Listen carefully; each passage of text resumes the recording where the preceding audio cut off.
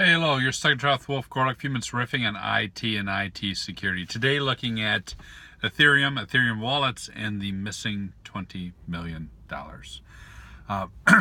If you go in any urban area, right, usually like put your wallet in your front pocket, or maybe you don't even carry your wallet, right? You just take out a credit card and your ID, stick it in your boot.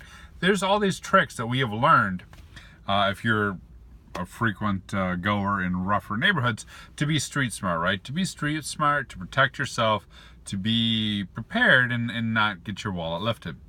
In much the same way, we need cybersecurity street smarts, but those are hard to come by. And oftentimes when we're building new systems, we're thinking about new and elaborate attacks, but it's usually the same old common mistakes people make all the time. So tip for you is this: if you're using Ethereum, if you're using Ethereum wallets, if you are a developer of Ethereum systems, please read the documentation. And do not let port 8535, the RPC port, connect to anything but localhost.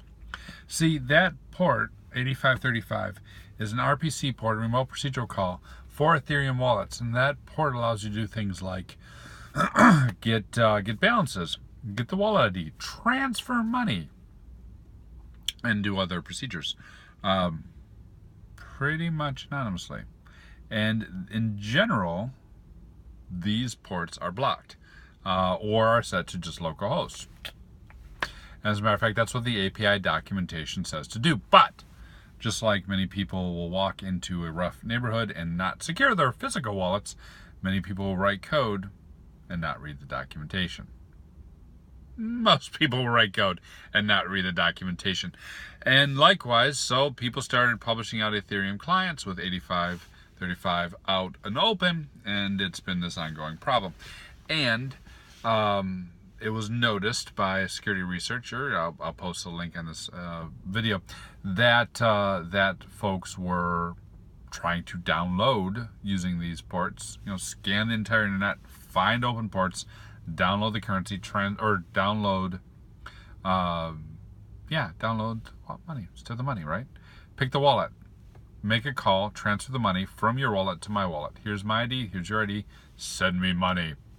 They stood up a honeypot, they captured the traffic in the middle, and they got the wallet ID of the criminal. And so they logged back in and said, hey, how much money do you have, right? And originally it was like $3, $4, big deal.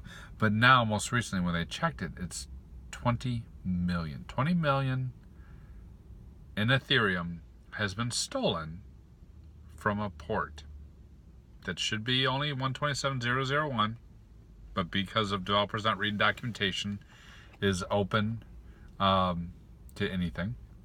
Should be behind a firewall and an access control list, but because of probably home users, to be frank, also poor local IT, is now open on the internet. Should be protected, but through a number of different mistakes, is wide open. It's like having not only your wallet in your back pocket, but cash hanging out, announcing to the world, hey, come get me. Come get me. Were you whacked by this, or do you know anyone who was? Hit me up in comments or social media. Cheers.